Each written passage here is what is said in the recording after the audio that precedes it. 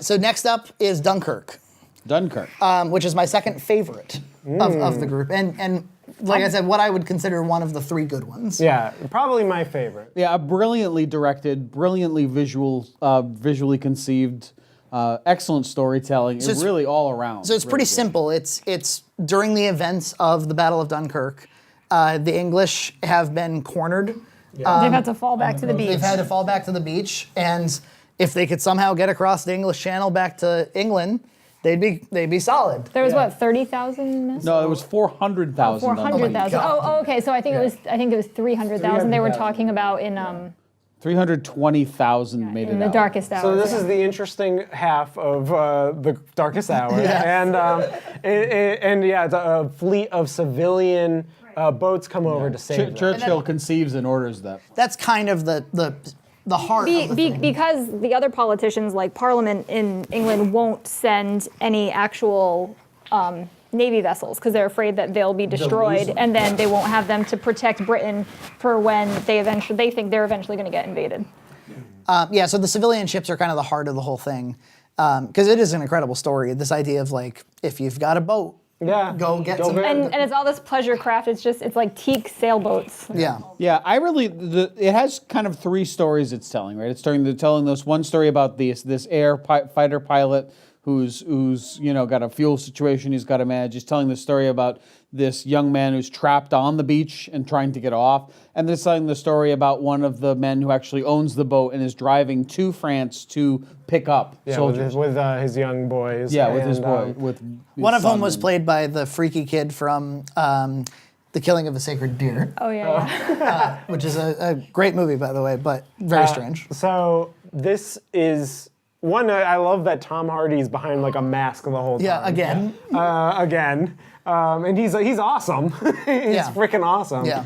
And then the score is almost breathtaking. And the sound design in general. The sound design score. Nolan's been trying to nail something for a while. Nolan, in Interstellar and Dark Knight Rises specifically, his sound mixes have been really experimental. And in general, people have been very critical of them. Like, I can't hear the dialogue, or it's mixed. Bane's voice is too surround sound, or something like that.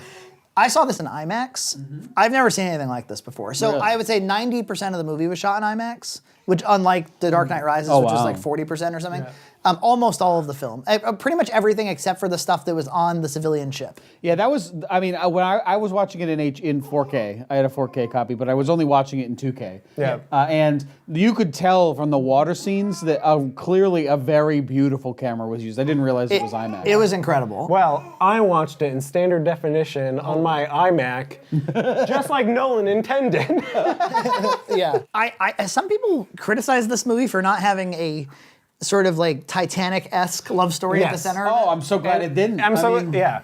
That was one of the things I loved most about it, was the fact that we didn't need to insert too much fake history into this to give it kind of a core. Didn't need to do that to give it a sentence. No, I was very engaged, and Matt, I also know that Nolan's been really interested in doing large scale filmmaking for a long time, and some of those wide shots of the beach and the amount of men on the beach, And the framing is so it's breathtaking. Every frame is almost a painting. Yeah, I mean it's if you can get yourself a 4K or even a Blu-ray copy, watch it on a really nice TV with really nice surround sound.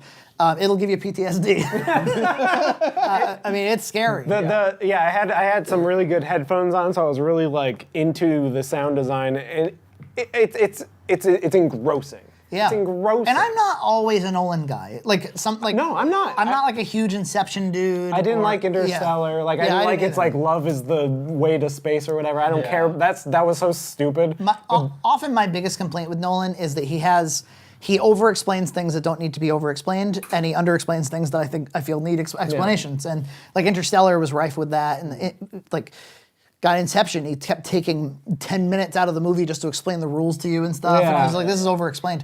This movie was focused. It was about an incredible event in history that I don't think I ever, without the art of cinema, I don't think I ever could have put myself there. Well, and I think him not over-explaining really worked well, because so much of this was just emotion and what you were feeling, and whether you were feeling like the fear or the uncertainty, and And he didn't over-explain that. He didn't have a Tom Hanks scene where he tells you what's at stake or anything. No. I love the way this movie used non-dialogue and used silence, because it used it a lot. Oh, yeah. And it was super effective in terms of relaying the emotions and letting things kind of play out and develop just visually. It was naturalistic almost. Yeah. It was, yeah, for something that was so massive. Yeah. And I also like, it felt really accessible. Like for how many, this is why I feel kind of bad that I didn't remember exactly how many men were on the beach, but like you didn't get these giant like CG shots of just like troops and troops. It like you kind of got into these little pockets of the story and you kind of knew what was at risk, but you didn't have to see just armies of men. Yeah. Well, I mean, and that's part of the interesting perspective that the characters have on the situations, because the characters don't get to see 400,000 Right. men. The Yeah. characters see a couple thousand on a beach. And not a bit of it felt like CG to me. No. Like no. not one frame felt like CG. Yeah. No, you're right. I actually didn't even enter my And mind. obviously, there was a lot of it. Yeah. He like the sound design too was really helpful in making me feel what some of the tech was like, because like it wasn't advanced. You know, it was mechanical stuff that was loud and smelled. Yeah. And and I really got that. And I like how they made, all that Tom Hardy stuff feel compelling and interesting, even though it's basically a shot of him in the cockpit. Oh, yeah. Like, it's like everything felt so textured and so interesting. It's a masterpiece. Yeah, it's a great film. But it got kind of weirdly. I mean, I'm glad it got nominated, but it got a little snubbed. Yeah, like Well, it was Dunkirk so white. Yeah, people didn't Yeah. like that there were white people in it. I think people are sick of like Christopher Nolan or something. They're mad at him. Out of nowhere. I don't know. Because I thought they were like worshiping him up until this moment. Yeah, like Interstellar. which is kind of funny because I've never was a super fan of his, Yeah. but this is a Yeah, movie me of too. his that I like. I agree.